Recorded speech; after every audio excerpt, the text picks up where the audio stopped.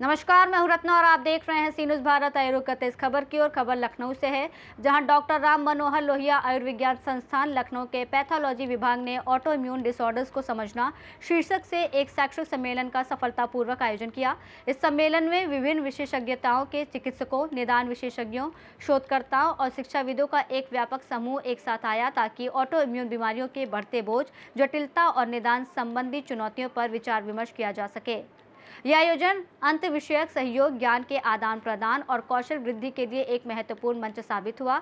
उद्घाटन सत्र की शोभा मुख्य अतिथि के रूप में अमित घोष, अपर मुख्य सचिव चिकित्सा शिक्षा, उत्तर प्रदेश सरकार ने बढ़ाई। उनके साथ कई गणमान्य व्यक्ति भी मौजूद थे, जिनमें RMLIMS के निदेशक CM सिंह और इंटरनेशनल एकेडमी ऑफ पैथोलॉजिस्ट के उपाध्यक्ष फ्रांसिस्को कूटो शामिल थे।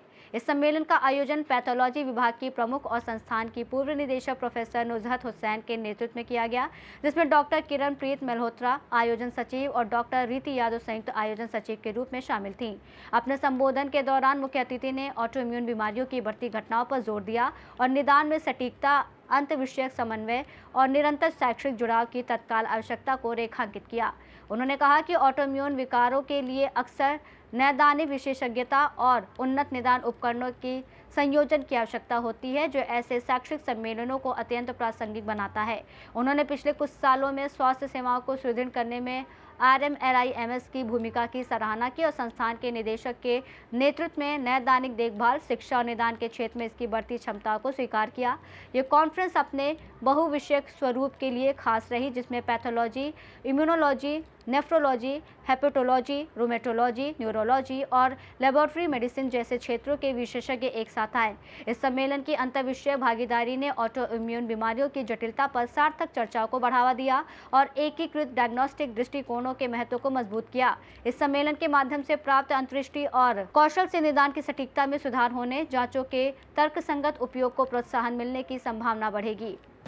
मेरा नाम डॉक्टर ज्योति है, मैं LMS PHC से हूँ। मुझे आज RML कॉलेज के अंदर फर्स्ट प्राइज़ मिला है। ई पोस्टर प्रेजेंटेशन पे मेरा टॉपिक था co-occurrence of neuromyelitis optica with Castleman disease, rare case.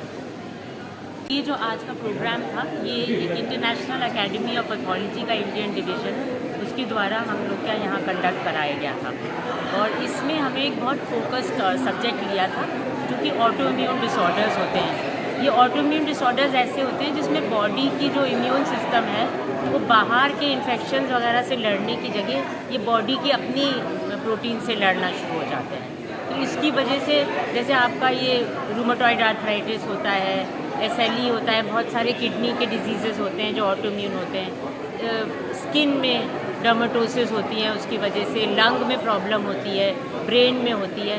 तो ये मल्टी सिस्टम डिसऑर्डर्स हैं। तो ये हमने बहुत यूनिक सा एक प्रोग्राम किया था, जिसमें हमने क्लिनिकल लोगों को और डायग्नोस्टिक्स वालों को दोनों को इकट्ठा किया था, जो कि उन्होंने डिफरेंट डिसऑर्डर्स को डिस्कस किया। जैसे कि रूमेटॉइड आर्थराइटिस के लिए डॉक्टर अमिता अग्रवाल हैं, जो पहले हमारे यहाँ SGPGI में थी, अब आजकल एम्स BB नगर में डायरेक्टर हैं। तो उन्होंने शुरुआत करी थी रूमेटॉइड आर्थराइटिस और सारे डायग्नोस्टिक्स के बारे में बताने के लिए। उसके बाद हमने एक CPC कराई, चंडीगढ़ PGI से आए हुए लोग थे और हमारे यहाँ की डॉक्टर नम्रता थी, डॉक्टर पीताम्बरा PGI चंडीगढ़ की। उन्होंने जैसे ऑटोप्सी बेस्ड स्टडी एक ऑटोइम्यून डिसऑर्डर की, वो पूरा उसका डायग्नोस्टिक अप्रोच दिखाया। फिर किडनी के डिजीज़ डिस्कस हुए, स्किन के डिजीज़ डिस्कस हुए। और एक डॉक्टर अनीता महादेवन है, जो निमहैंस बेंगलोर में है, केवल न्यूरोलॉजी की बीमारियों का इंस्टीट्यूट है, बहुत बड़ा, बहुत इंटरनेशनल फेम का। तो उसकी हेड है पैथोलॉजी की डॉक्टर अनीता।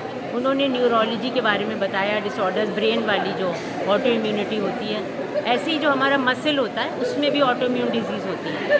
तो उसके बारे में डॉक्टर मेगा उपिन हैदराबाद से आई थी, उन्होंने बताया।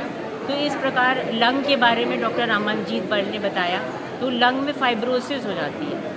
और थायराइड के बारे में मैंने लेक्चर लिया था, तो थायराइड में भी जैसे ग्रेव्स डिजीज़ है, हाशिमोटोस थायराइडाइटिस है, ये सब ऑटो इम्यून डिजीज़ है और इनका ट्रीटमेंट अब काफ़ी अच्छा बेहतर होता चला जा रहा है, लेकिन समहाउ इसकी डायग्नोसिस और डिटेक्शन कम होता है। तो इस वर्कशॉप का मकसद ये था कि लोग इससे अवेयर हो जाएं, जिसको वो मिस कर रहे हैं, कभी कभी बहुत सटल सिम्टम्स होते हैं, आप नहीं समझ पाते कि ये बीमारी होगी। बहुत सारे क्लिनिशियंस और डायग्नोस्टिशियंस भी मिस कर जाते हैं। तो कैसे इसको अप्रोच करना है, कैसे जल्दी डायग्नोज करना है, मरीज़ को कम तकलीफ हो और जल्दी इलाज हो जाए, ये फोकस था इस वर्कशॉप में।